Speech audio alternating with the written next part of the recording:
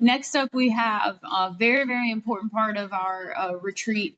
Gray Robinson, our general counsel, Stephanie Marchman, was kind enough to make time in her very busy schedule to join us today via Zoom.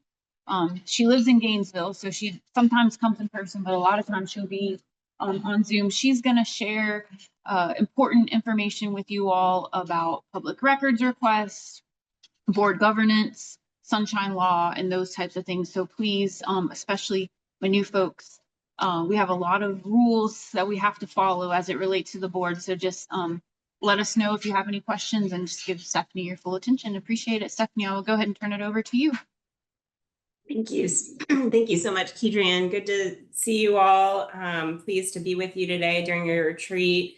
I hear I'm the last presentation, so I'll do my best to go through this quickly and efficiently, but certainly if you have questions, probably the easiest thing to do would just be to, I'll probably stop during the each relevant section. So if anybody has questions, I'm glad to answer them. And then, or if you think of anything afterwards, you're always welcome to email me or call me, and happy to talk through whatever your questions are. So first, I'm gonna, this is basically the agenda for the presentation. I'm gonna briefly cover the purpose of our local workforce development board. We'll cover sunshine law, public records law, the code of ethics under chapter 112, and then we'll specifically cover conflicts of interest and related party contracts. So the workforce development board purpose, I think, is important in this context because it ties to why this entity is governed by the sunshine law and open records law. So this is the state board's purpose, taken directly from statute, which is to design and implement strategies that help Floridians enter, remain in, and advance in the workplace. The purpose trickles down to and is implemented by, on the local level, by the local workforce development boards, which use federal, state, and local funding to provide resources to job-seeking Floridians and businesses. The state board and the local workforce development boards are required to operate in the most open and accessible manner consistent with this public purpose. So this is actually taken right from the statute. In terms of our workforce development board, that purpose is provided, your purpose is provided in the bylaws. This is a summary of the purpose taken from the bylaws, which is provide a comprehensive, high-quality workforce delivery system, deliver customer-focused, value-added workforce solutions, administer workforce programs and activities, act as a local sub-grant or grant sub-recipient, administrative entity, and fiscal agent, enhance provision of workforce development services, ensure economic health of the community, and provide a special emphasis to welfare recipients and economically disadvantaged individuals. So in terms of, yes.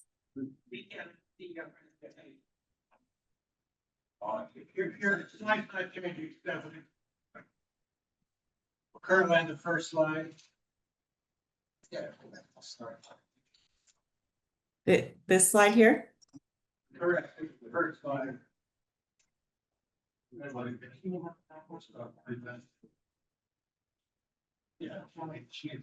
with that.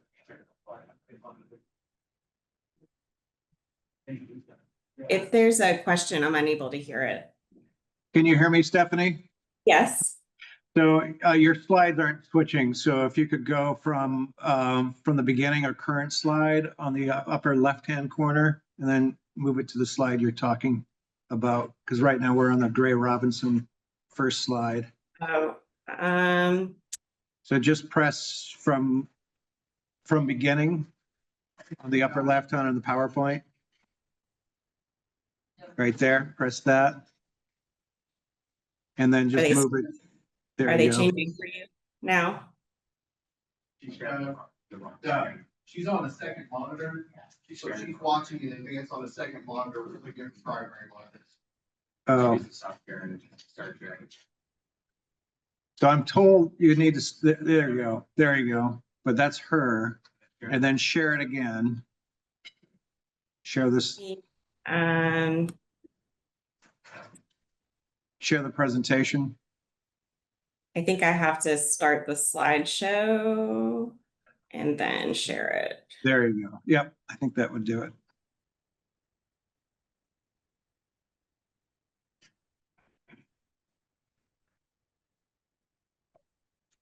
There you go. Okay. There you go. And then just move it.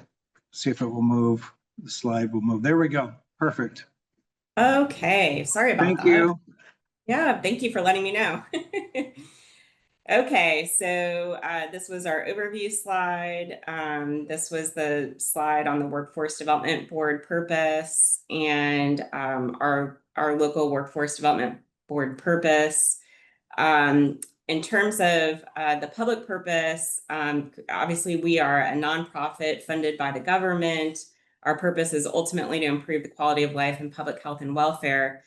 Because CareerSource operates for the benefit of the public with the use of government funds, CareerSource is subject to the Sunshine Laws, public records laws, and ethics laws. This ensures transparency, promotes public trust, prevents corruption. So we'll start just talking about the Sunshine Law. The Sunshine Law was enacted, and that's in Chapter 286. Was enacted in the public interest to protect the public from closed door politics. And that's actually taken from the Sarasota Citizens case, a quote from that case. It's really the foundation of our democracy. It allows for citizens to be educated in terms of what's happening in the government and how the government funds are being used. And citizens can only be educated if government happens in the sunshine. So here are the basic requirements of the Sunshine Law. Seems pretty simple, straightforward. Meetings must be open and accessible to the public. There are only 2 exceptions to the Sunshine Law requirements. So if there is pending litigation and or if there's a collective bargaining meeting, this local Workforce Development Board does not have any union certified. So really the only exemption that applies is for pending litigation. And with respect to pending litigation, that exemption has very specific requirements. So if we have to go into a closed door meeting, there's it has to be at the request of your attorney to discuss litigation strategy and expenditures. And you have to have a court reporter present, so on and so forth. So that's the only exception, which for some of you who come from the business sector, this is probably very unusual to you to do business in the public, such as making a hiring decision of the CEO or to select a contractor through a procurement process, to make the decision to terminate the CEO. Any of those decisions would have to be done in a public meeting.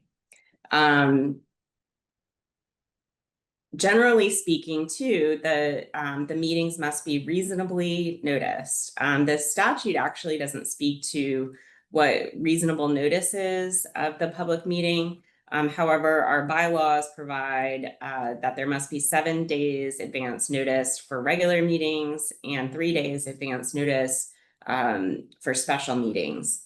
In addition, written minutes of the meeting must be taken. And again, those minutes are usually a brief summary reflecting the events of the meeting. A verbatim transcript is not required. So in terms of scope, the public meeting requirement applies to 2 or more members of our board or committee, any committee of CareerSource, gathering to discuss some matter which will foreseeably come before that same board or committee for action. In our case, this includes members of the board of directors and any advisory boards and committees when they have been delegated decision-making authority, as opposed to mere information gathering or fact-finding authority.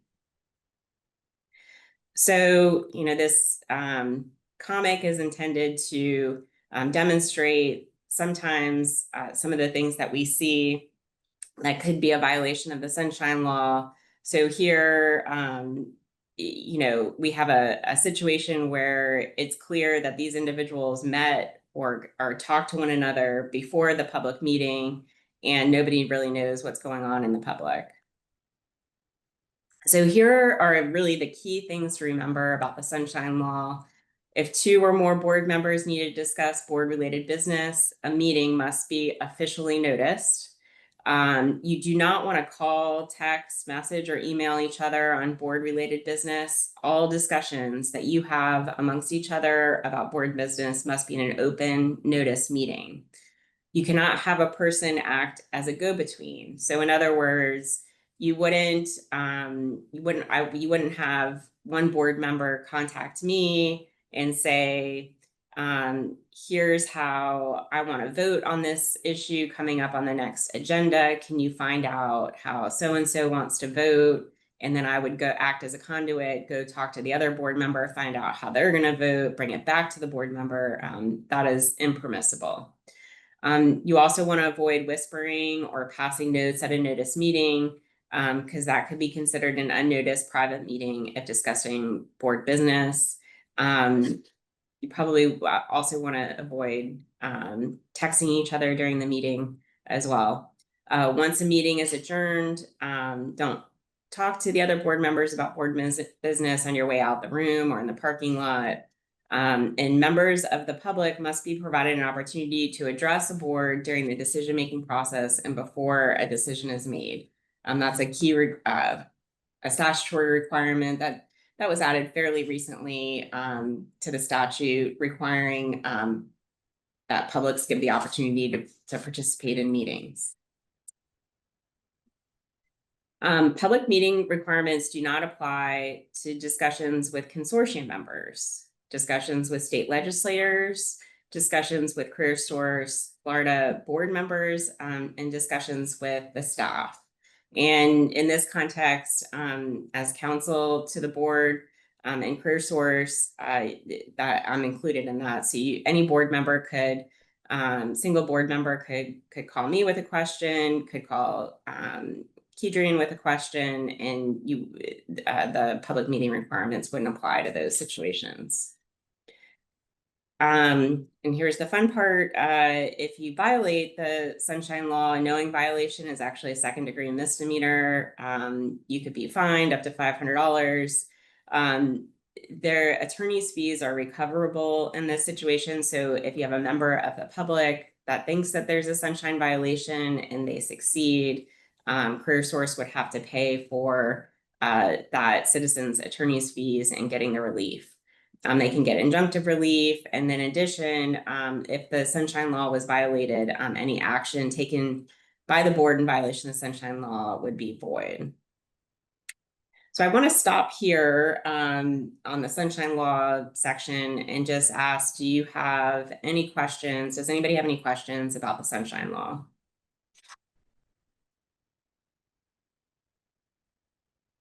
Okay, hearing none.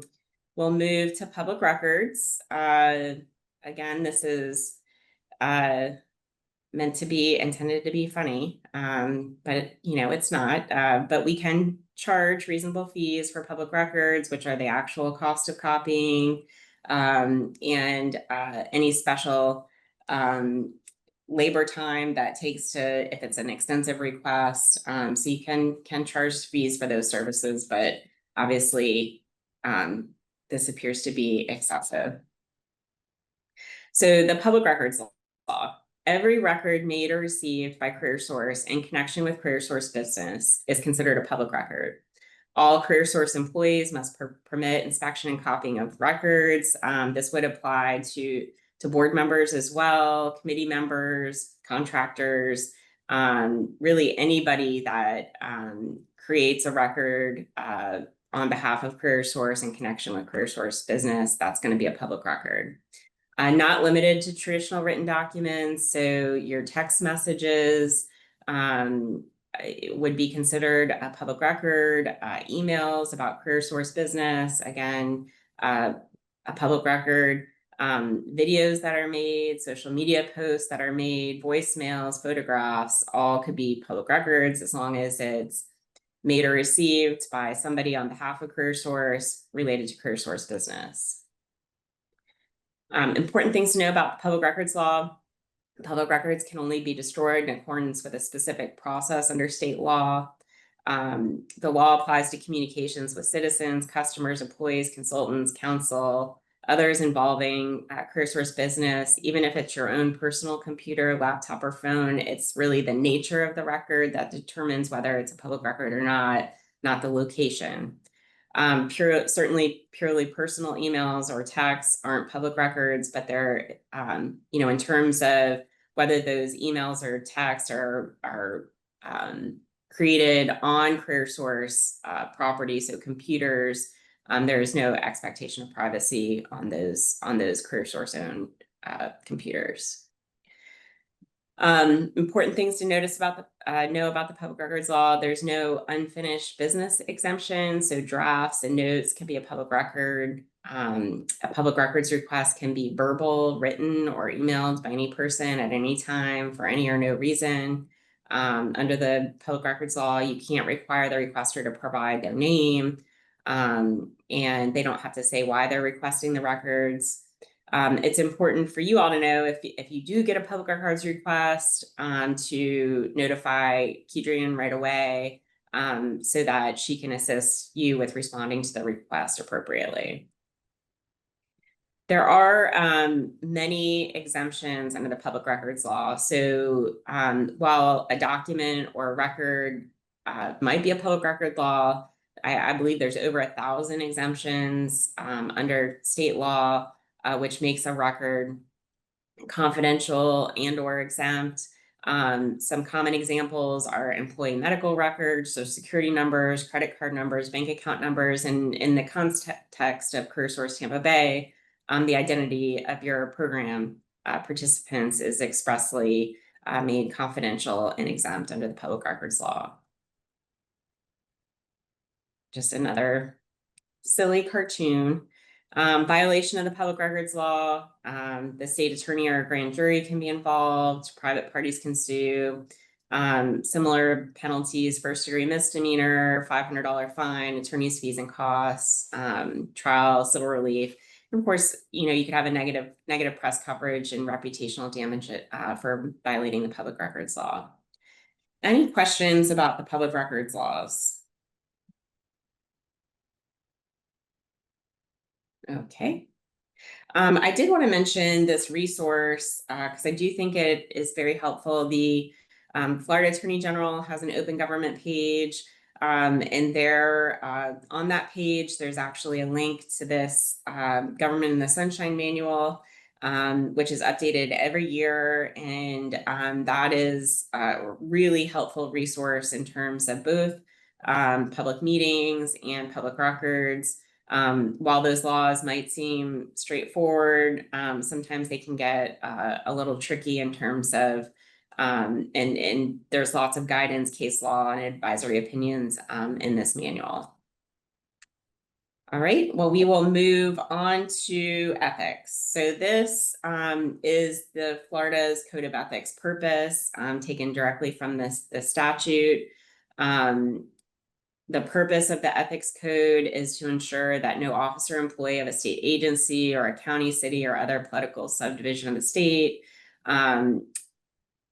shall have any interest, financial or otherwise, direct or indirect, engage in any business transaction or professional activity, or incur any obligation of any nature which is in substantial conflict with the proper discharge of his or her duties in the public interest. And it's worth noting that workforce development boards in Florida are by statute have to comply with 112. So I'm going to give you just a brief summary of that, the ethics code in 112.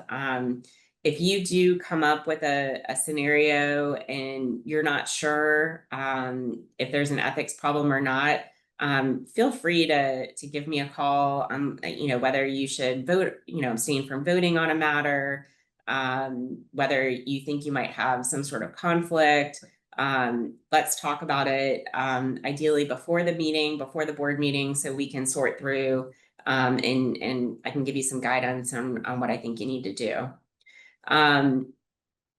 Ultimately, the ethics code requires you to be sure that you don't use your position at CareerSource Tampa Bay to secure anything special for yourself, your family, your friends, or anyone else. That's sort of at the very core of the Florida Ethics Code. So here are some caution areas under the ethics code. You don't want to take anything of value for you or your family over $100. That can be an ethics violation. You don't want to ask people for gifts who are associated with CareerSource Tampa Bay, such as a lobbyist, a vendor, customer, or anyone doing business with CareerSource Tampa Bay. You want to be careful about misuse of information. So don't use information now or in the future, which you learned due to your position at CareerSource Tampa Bay to gain some special advantage for you or your family or anyone else. And of course, you don't want to misuse your position. Don't try to get any special advantage for you or your family or anyone else as a result of your position. In terms of doing business with CareerSource Tampa Bay, you or your family should not do business with CareerSource Tampa Bay or with a business or agency doing business with CareerSource Tampa Bay. Check whether it's prohibited conflict. And we're going to talk about these related party contracts a little bit more and how those are handled, because I know that comes up often on your agendas. Secondary employment, you can't take a job with a company that does business with CareerSource Tampa Bay.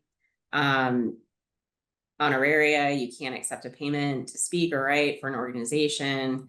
Reasonable expenses can be paid, and nepotism, you can't hire, promote, or advocate for your relatives to get a job with CareerSource Tampa Bay. This is Form 8B, which is many of you are familiar with having to fill out when we have related party contracts. Under 445007, if the local workforce development board enters into a contract with an organization or individual represented on the local board, the contract must be approved by 2/3 vote of the local board, a quorum having been established, and the local board member who could benefit financially from the transaction must abstain from voting on the contract, and the local board member must disclose any such conflict in a manner that's consistent with the procedures outlined in 112. If you're in that position, you're going to have to fill out this Form 8B. In addition, under the subgrantee agreement, there's a Form C and D, which discloses the conflict and documents it as well. Okay. So general rules about voting: you have to vote on all CareerSource Tampa Bay matters unless you have a conflict of interest or there appears to be a possible conflict of interest. Abstentions are not allowed. You must disclose if on any issue the board's vote would benefit or hurt you, your relative, your business partner, your employer, your client, your customer, the parent company, subsidiary company, sister company. You have to disclose those conflicts. And not only disclose the conflict, abstain from voting, and then you have to submit the voting abstention form to the Administrative Services Coordinator. And here is the process, again, just for the related party contracts. CareerSource Tampa Bay may contract with a board member or board member's relative, but only if approved by 2/3 of vote. You disclose the nature of the conflict and abstain from voting. You have to fill out the 8B form, and then the forms made part of the minutes. And also note, we can't have this on the consent agenda.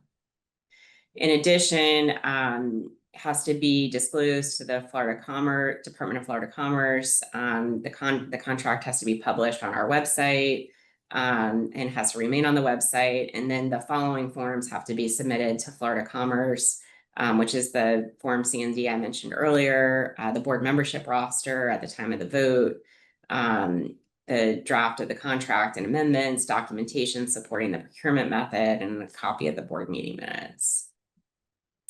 So penalties for an ethics code violation, impeachment, removal from office, suspension from office, public censure, reprimand, demotion, reduction in salary level. Obviously, this is for public employees. Forfeiture of 1/3 salary, civil penalty, and restitution. I did want to note too that as board members, you're required to do the financial disclosure forms. And did want to mention too, the Florida Commission on Ethics does have advisory opinions. If you came to me with an ethics question, I'd likely look here. You can also call the Florida Commission on Ethics, and they'll give you advice on the phone. And my experience has been they cannot, it's a safe place to call for advice because they don't have the ability or jurisdiction to actually initiate a complaint, an ethics complaint. So you can call. My recommendation would be to call before you act, before the conflict occurs or potential conflict, and get that advice before any ethics violation occurs. So happy to answer any questions anybody has, or you have my email address, and then I've put my direct phone number there. Any questions?